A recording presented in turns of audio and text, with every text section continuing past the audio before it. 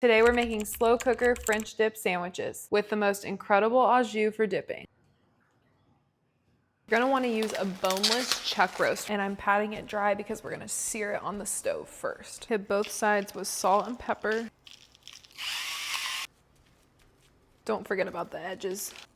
It may seem like a lot of salt, but this is over 2.5 pounds of beef. Now I'm gonna sear this on the stove. I'm using neutral oil like avocado oil. Make sure this has good contact with the pan. I recommend a splatter guard since this needs to be on high heat to sear. This has been going for about 7 minutes undisturbed and has a beautiful crust. Now we're just gonna repeat that on the other side. Now lastly, I'm just gonna get each side for a few minutes by holding it like this. So this is all nice and browned on every surface. Now for the braising liquid, we have beef broth, a little red wine, Worcestershire, sliced yellow onion, brown sugar, onion powder, smoked paprika, dried thyme, dried rosemary. And lastly, 10 cloves of fresh garlic. Give this a good stir. Add in that seared chuck roast. Make sure it's nestled in and touching the bottom. Pop a bay leaf in there. This may not seem like a lot of liquid, but the chuck roast is going to release a lot while it cooks. The meat has been going all day and it is fork tender. I just removed the roast and now I'm gonna shred it. I'm gonna add a bunch of those onions back into the meat. I'm gonna strain this liquid for our dipping sauce. Any extra onions you can just add back into the meat. This is our liquid gold. Pile all of this meat on my bread. You can find the full recipe on biteswithbrie.com.